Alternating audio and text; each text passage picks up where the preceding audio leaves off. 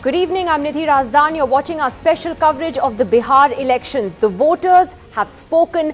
Bihar has finally decided and we will know the verdict on Sunday. Who will win Bihar and what does this election mean for the state and for the country? Well, the last phase of a bitterly and hard-fought election has just ended just now. 57 seats voting in the last phase today, 243 seats in the Bihar Assembly. It has been a tough and a fascinating fight between the BJP on one hand and the Mahagathbandhan of Nitish and Lalu on the other. The exit polls are beginning on other news channels as we speak. NDTv's exit poll will be broadcast tomorrow night from 8 to 10 p.m. But over the next few hours, we will be bringing you the exit poll numbers of other channels and agencies as we get them before we bring you a poll of polls later tonight to see what the overall takeaway is from these exit polls. Well, my colleague Alok Pandey is in Kishanganj in Bihar and joins us straight from there. So, Alok, how has it been in terms of voter turnout? I believe it's been quite a large number of people who've come out. We'll get the final figures from the Election Commission. But why was this phase in particular so important, Alok? Well, I'll answer your question in two parts. Number one, I'll show you all these voters over here. I'll give you a kind of indication of just how many people have actually turned up to cast their vote. These are all people who really have kept the flag of democracy. It might sound like a cliche, but they've kept the flag of democracy flying by actually going out and casting their vote. They are now, of course, here to listen to what we have to say. I'll just briefly speak to one person, Nidhi, before I answer the other question. आपका नाम क्या है? मेरा नाम मोहम्मद अली अंसारी हुआ। इतने लोग आप लोग वोट करने आए, क्या आपको लगता है कि आपके वोट से फर्क पड़ेगा? और हाँ, हम लोग लगभग 65% और 60% और 60% से एबव पोलिंग किया गया है। इससे बहुत बड़ा इफेक्ट पड़ेगा और ये इफेक्ट पूरे बिहार में भी पड़ने वाला है। जो पोलिंग का रेशियो है थोड़ा थोड़ा बढ़ता जा रहा है जी। और शांतिपूर्ण मतदान हुआ। हाँ, ये सीमांचल की जमीन है और यहाँ हिंदू मुस्लिम सब सिख ईसाई सब एक सद्भाव के साथ चलते हैं। उसी का ये यहाँ पर हुआ कि किसी तरह का घटना नहीं हुआ है, किसी तरह का कुछ भी नहीं हुआ और शांति माहौल से यहाँ पर सारा इलेक्शन वोटिंग हो चुकी है। So that's a very important thing, Nidhi, the fact that all 5 phases have passed without any incident. Why is this phase so important? Elections broadly happened in three areas. Mithilanchal, Darbhanga and Madhubani, more or less BJP strongholds. Then you had the Kosi region that borders Nepal, Saharsa, Supal, Madhepura. In the 2014 Lok Sabha elections, they voted for the Congress Lalu or Nitish Kumar. And then you have Simanchal, areas that have a sizable Muslim population and that traditionally has also gone with Congress or Lalu or Nitish Kumar. So really this alliance, the Grand Alliance, betting on this phase, hoping that they will win big of the 57 seats here so that they can improve their chances of doing well in the election. The BJP also hoping that they will also manage to do well in this region so that they can also bolster the seats from this phase of the election. But all in all, I think the victory is for all these people over here who've cast their vote, who've exercised their franchise and ensured that turnout percentages are perhaps higher than they were last time around. Well, Alok, it's been a very closely fought election, as we've been saying throughout. And talking about this phase in particular, as you mentioned, there is a large belt, the Seemanchal in particular, where there's a large Muslim vote that has traditionally gone, for instance, with Nitish or Lalu or the Congress. Now, in this case, what's different is that Owaisi is also a factor. And how much of a factor, even though he's contesting just 6 seats, could that be in terms of breaking into the votes of the Grand Alliance? Well, yes, we've actually reported on this in the past also, whether Mr. Owaisi is a factor or not. Initially, when he came in, we thought that he would contest at least 20 to 23 seats, but his party contesting 6 seats here in this entire area. In fact, I'll just get a quick comment from somebody here also. Owaisi भी इस बार election लड़े हैं, आप बताइए. उनकी party भी 6 seat लड़ी है. आपको लगता है कि उससे कोई यहाँ पे फैक्टर हैं ओवैसी जी? ओवैसी जी जीत रहे हैं और फैक्टर है, जरूरी था उनका, जरूरी था इसीलिए वो आए हैं और हम लोग इंशाल्लाह जिता के भेजेंगे। आपको भी यही लगता है? नहीं, वैसी फैक्टर आपको क्या लगता है? हमको चाहिए कि भाई बिहार में मजबूत सरकार बने और नीतीश कुमार की सरकार हो, हम लोग उसी के समर्थन में वोट दिया। So I think that also gives you a fair indication. They have 2 gentlemen standing next to each other and yet they are divided on whether Owaisi is a factor or not. I think in the next 2 days we will surely get to know whether that is the case or not. Interesting that he's fought on 6 seats. There's a seat called Koja Dhaman right next to Kishanganj. His party chief in Bihar, Akhtarul Iman, who was earlier with the JDU also, he's contesting from there. Will it split the Muslim vote? Will the Grand Alliance suffer because of that? These are all questions that will be answered later. But voter opinion here certainly divided on the Owaisi factor. All right, Alok, thanks very much for joining us. Alok Pandey, who's covered all 5 phases of that election in Bihar tirelessly and has another day to go with counting as well. Alok, thanks a lot for joining us. Well, we're joined by Shazia Ilmi of the BJP, Ajoy Kumar of the Congress Party, my colleague Rahul Srivastav, who covers the BJP and political affairs here in Delhi. We'll be joined by other panelists as well shortly. Shazia, when we look now overall at this election and how it's been, would the BJP say that it's been a tough and a close fight, or you think that the party is sort of confidently looking at this election and thinks it will be a landslide for them? Well, I think a bit of both. It's been tough and it's been aggressive, and I think everybody has gone all guns blazing. But BJP is also confident, because I think for the first time, this election is being fought for the first time in Bihar, so to speak, on very different lines. I think this is a breakaway from casteism and same old hackneyed politics, but something new. And I think voters in Bihar will respond to the new narrative that has been espoused by Mr. Modi and the entire campaign. And yes, it's been tough also, because there are many variables here, there are many factors. A whole lot of variables at work. It's been very tough because there have been so many accusations, counter accusations. There was a different kind of politics brewing in the rest of India, as we saw with Dadri lynching and its aftermath and its effects. So yes, there have been many layers, many undercurrents, but I think BJP is fairly confident of a very good verdict from the people of Bihar. So, Ajoy Kumar, how does the Congress look at it today? Because when you talk to both camps, everyone's saying we're going to get 150, 160 plus. Who should we believe? Only the voter. No, I think, Nidhi, what we are hearing, that the results will be good for the Mahagathbandhan. Obviously, we'll wait for the final results to come out. But I think what has happened in this whole election campaign is, people have got to see the Prime Minister and the Bharatiya Janata Party's real face. You know, they say that when you're under pressure and when you're stressed, your true face and character comes out. So if you see the campaign, it started off with Vikas, but very short Vikas dialogue. And then it reduced to the I don't think in independent India, any Prime Minister has spoken in the language which the Prime Minister has spoken. I don't think in independent India, any Prime Minister has visited a state election leaving the rest of India 300 odd drought hit districts for such a long period, and totally devoted himself only for electoral victory. So these are, I think, things which are concern as an Indian, and also in terms of how confrontational the polity is becoming. Well, those are all important points, and I will take those back to Shazia in just a moment. But I wanted to get a first comment from Rahul, who's been watching this election really closely. Rahul, let's just look at what's at stake. Who's really, in a sense, who is it at stake more for, Nitish or Narendra Modi? Nidhi, at one point I will say that both. Nitish Kumar is the lone chief ministerial face in the race. Lalu Prasad Yadav cannot be chief minister. So he has thrown everything into this election. Prime Minister Narendra Modi, unlike the kind of experiences we have had, if the leader thinks that the election is dicey, usually leaders stay away from those kind of campaigning. He has put in everything, 26 to 27 rallies post notification of elections. That means that the Prime Minister has signaled that he means business as far as Bihar is concerned. Also underlines some kind of confidence that the BJP may have had. It's an election where Dadri and Dal, Bhagwat and beef, everything has played out.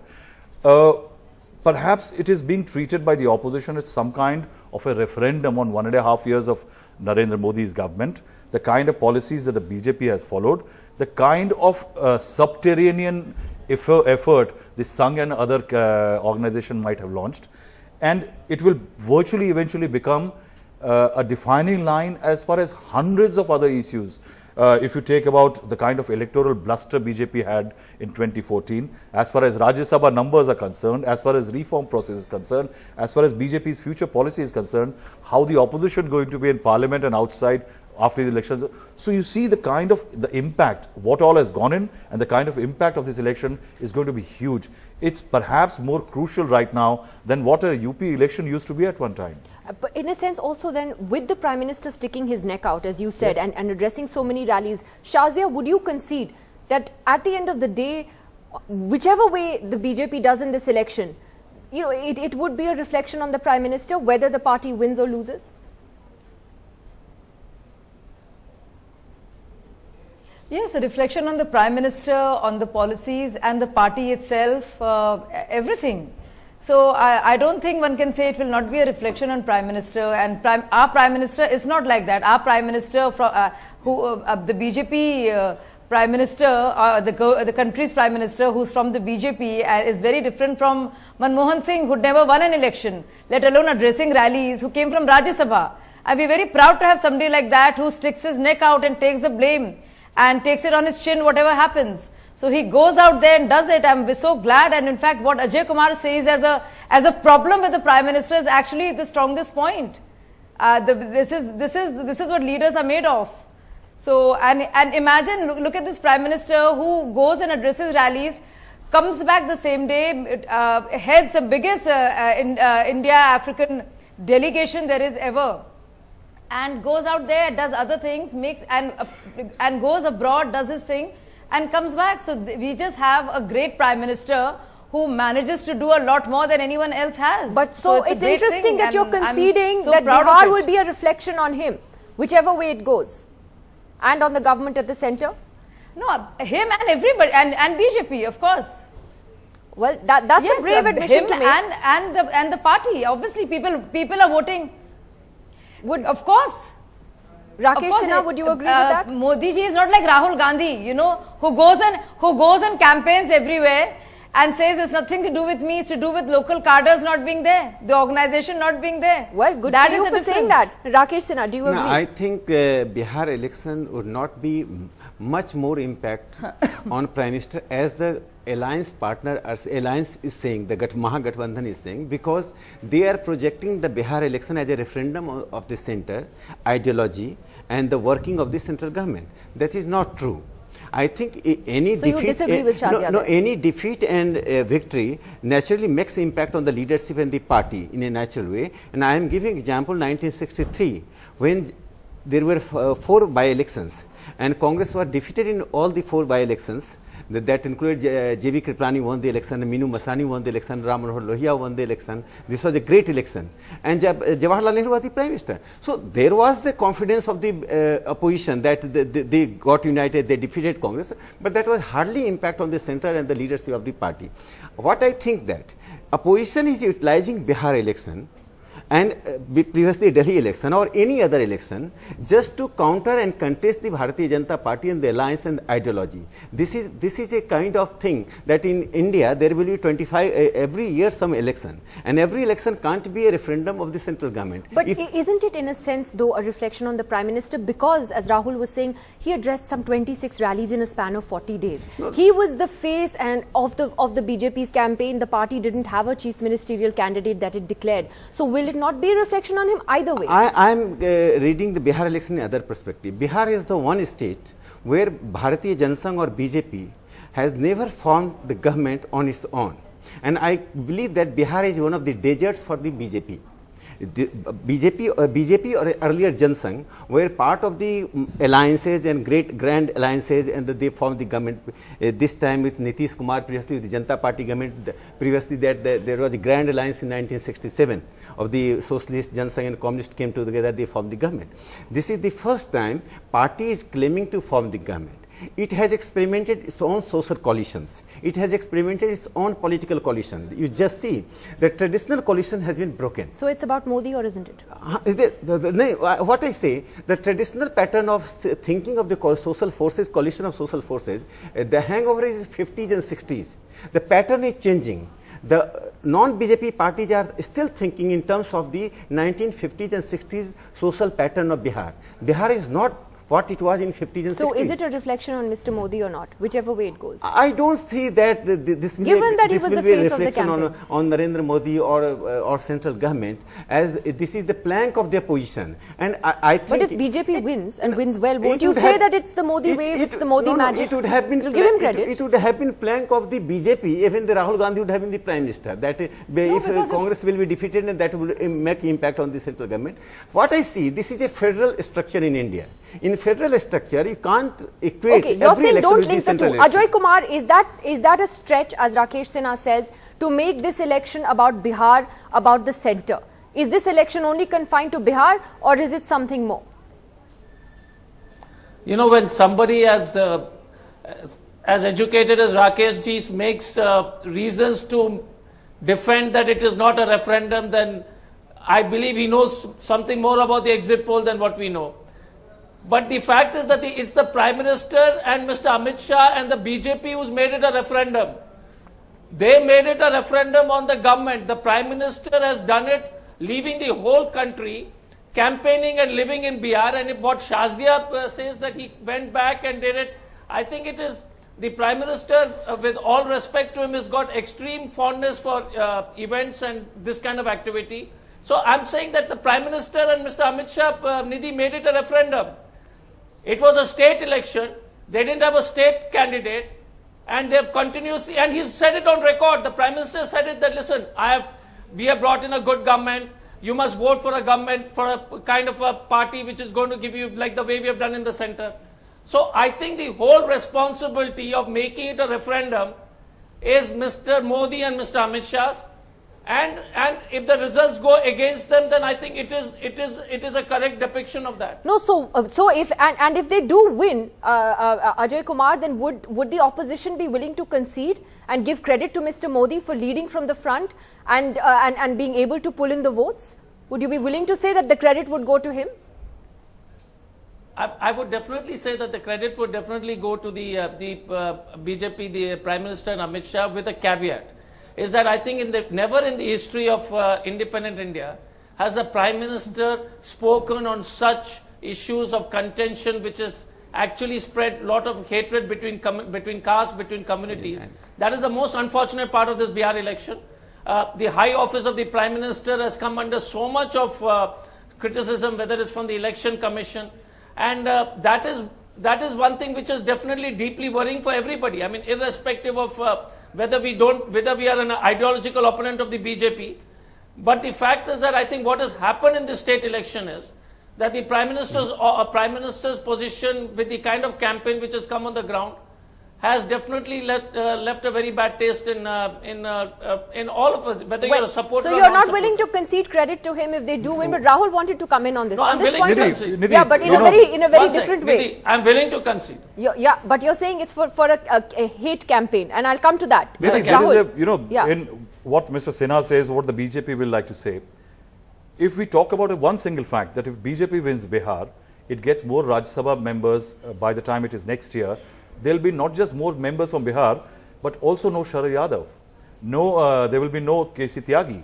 Means that the driving forces inside Rajya Sabha might get altered, so the BJP might be more comfortable. So impact will be there. So it is an election lot about Mr. Modi. And when the opposition says that it is about Mr. Modi, it's falling into a trap. Remember on 10th June 2013, when Mr. Advani wrote that famous letter opposing Mr. Modi's anointment as campaign manager, he said that the polity will get divided. It will be Modi versus the rest. This is what is happening in Bihar. It is Modi versus the rest. If Mr. Modi wins an election, leads the BJP towards a victory, it will actually be considered that all against Modi couldn't defeat him. And that is why this election is a lot about Mr. Modi. It also certainly strengthened his and Amit Shah's position within the party. And similarly, will weaken them. Because the RSS, which has given Mr. Modi a free hand, have your own president of the party, have your own policies, a little tweaking here and there. But if it doesn't work, the RSS has been consultative over the last few 17 months. But will like a greater say, definitely, because till now it gave a free hand. So the impact is there. I want to ask Shazia this question though, because Shazia, you began by saying that this election broke away from the old politics. There was a new narrative created by the Prime Minister, and as Ajay Kumar was saying a little earlier, we also saw the narrative change and become extremely bitter and extremely polarized as well. And so I want to ask you what really changed, because if the BJP began by talking about development politics and Vikas, it came down to the cow advertisement on the eve of the last phase of polling yesterday, and where you have the party president talking about crackers being burst in Pakistan, and the whole focus becomes the cow. So why did that narrative change for the BJP? I heard Mr. Joy Kumar talk about what worries him, and what really worries me is less than talk, but what has actually happened in Bihar. If you look at socio-economic indices under the same so-called secular governments about the plight of Muslims, and we can quote any figures, whether it's education or employment or access whatsoever for Muslims and even their representation. So that's one. So I would rather go with not so much talk, and even about talk, I would come to that later. But I'm really surprised that no one talks about Bhagalpur blindings, no one talks about Muzaffarnagar riots, which never, and nobody really is serious enough to take on either RJD or Congress on that. We really want to know as to why we don't blame RJD ever, Lalu Prasad's party, or even Nitish for promoting casteism the way it has been. No, but I'm asking you that since the BJP came on a plank of development, how it was used. But Shazia, I'm asking you that since the Prime Minister began the campaign on I've been hearing all the speeches, and the BJP said that this is a new narrative, that narrative changed. Why? Yes, why did that narrative change and become about the cow? Yes, we heard Prime Minister talk about fighting poverty. We talked about dawai, we talked about padhai, we talked about kamai, we talked about poverty being fought, not Hindus and Muslims and Yadavs and Kumars and Ahirs fighting each other. There was a narrative, and yes, something happened over the reservations issue. Something was said and was attributed to Mohan Bhagwat ji, which later on became a full-flung electoral issue, though it was not said in the context of Bihar. And to that there was an answer by Modi ji, which was a simple factual thing. But over and above that, just see the issues that Narendra Modi ji and all BJP leaders why did in the Bihar BJP are campaigning bring out about, an as opposed to advertisement same on old Yadav why was the campaign focused on cows yesterday? Then why was the campaign ad focused on cows? Why don't you ask about Yadav Muslim combine? Why don't you talk about the Yadav Muslim combine? I'm asking you about the BJP's campaign. Isn't casteism as bad as communalism?